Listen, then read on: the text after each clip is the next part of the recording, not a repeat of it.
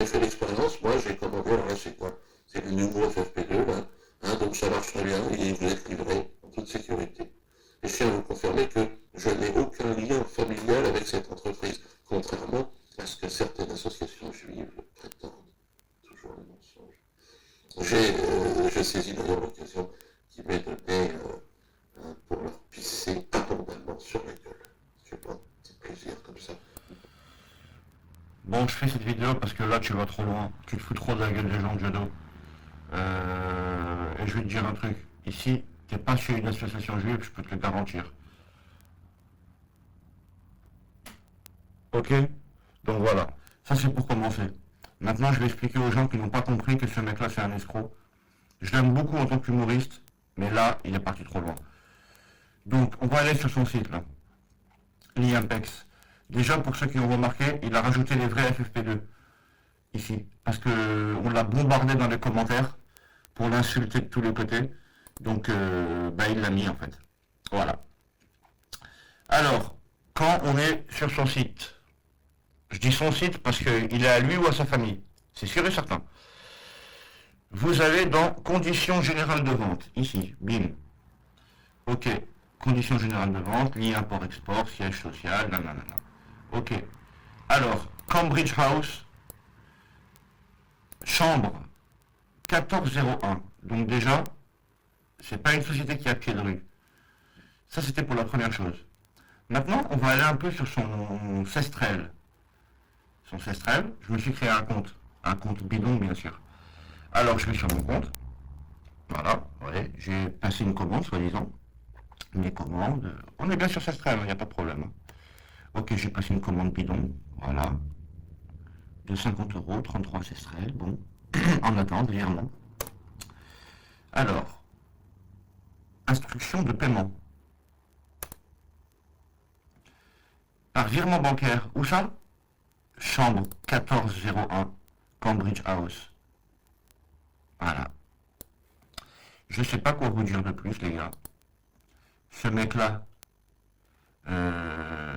c'est l'import-export. L'IMPEX. Je sais pas comment vous dire comment vous faire comprendre, assimiler. Je sais que c'est dur, parce qu'on aime beaucoup Jodo, mais il faut qu'il arrête de se foutre de notre gueule une bonne fois pour toutes. Là, ça va trop loin. La société des Cestrel, c'est la même que la société l'IMPEX. Quel est le taux de probabilité qu'une boîte informatique qui est dans la crypto-monnaie vende des masques chirurgicaux et se soit reconverti dans la santé? Zéro. Zéro taux de probabilité. Ce mec se fout simplement de notre gueule. Maintenant, là je vais parler un peu de son Zincoin de merde. Parce que ça aussi, ça commence à me casser vraiment les couilles. Alors, on va ouvrir une petite page sur Google. Tranquille. Google. On va le faire ensemble, les mecs. Google.com. Ok, on y va. Ok, alors, on va chercher CoinMarketCap. Coin, c'est pièce. Market cap, c'est marché, capitalisation du marché. Ok, on va chercher son Zincoin de merde. Il est là, Zincoin. Vous le voyez? Je clique dessus. Bim. On est bien sur Zincoin là. Hein? On est d'accord. Capitalisation du marché, inconnu. Volume en 24 heures, 20 millions de dollars. Pourquoi?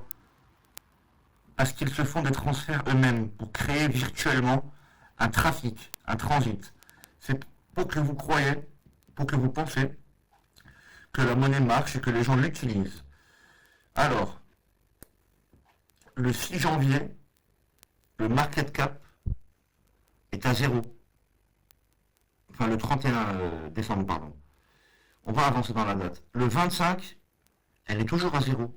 Le market cap, je parle. La capitalisation du marché. Normalement, quand les gens investissent de l'argent, le market cap doit monter. Ou bien quand ils reprennent leur argent, le market cap doit descendre. Et ça continue. 0, 0, 0, 0, 0, 0, 0, 0, 0, 0, 0, 0, 0, 0, 0, 0. Voilà. Donc, vous comprenez que tout ça, c'est des transactions virtuelles. Alors, imaginez un truc qui est très simple. On va prendre pour la journée bah d'aujourd'hui, tiens. Il y a eu 20 815 046 dollars qui ont circulé, qui se sont échangés, en fait. Quand on va sur Etherscan, parce que le Zincoin n'est pas une pièce de monnaie, c'est une pièce de monnaie qui a été créée à l'intérieur de la vraie monnaie Ethereum, on remarque qu'il y a 4984 adresses qui contiennent du Zincoin. Donc alors, on va juste reprendre le chiffre d'hier, de tout à l'heure. 20 815 046, ok. 20 815 046. Divisé par le nombre d'adresses,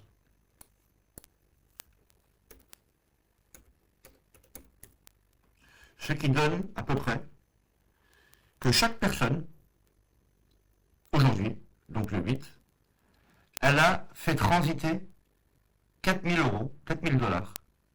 Chaque porte-monnaie, là, a fait transiter 4000 dollars. Est-ce que vous pensez que c'est probable que les 4000 adresses ont effectivement, tous les jours, transféré de l'argent? Non, c'est faux. C'est un mensonge pur et dur. Bon, c'est vrai qu'il y a des gens qui vont me dire oui, mais peut-être que 2000 adresses sont transférées et comment ça s'appelle, 2900 autres n'ont rien transféré. Oui, c'est encore pire. Ça veut dire que les mecs, ils ont fait des virements de 10 000 dollars tous les jours, là, toute la journée. 10 000, 10 000, 10 000, 10 000, 10 000, 10 000, 10 000, 10 000. Ça, c'est des transactions virtuelles. C'est des créateurs qui ont créé plusieurs adresses grâce à un logiciel informatique et ils font des transactions virtuelles pour que les gens avalent que la monnaie est en circulation. Parce qu'une monnaie qui ne circule pas, c'est une monnaie qui est morte. Et d'ailleurs, sa monnaie, elle circule, mais elle est morte. La capitalisation du marché est de zéro, comme je viens de vous le prouver. Donc voilà. Alors, le Zincoin, le Cestrel et son lien import-export, bon, vous avez compris que c'est un escroc. Donc arrêtez de croire les gens comme ça, de leur donner le bon Dieu sans confession, parce que moi je vous garantis que je ne lui fais plus confiance depuis plusieurs années à Jodo.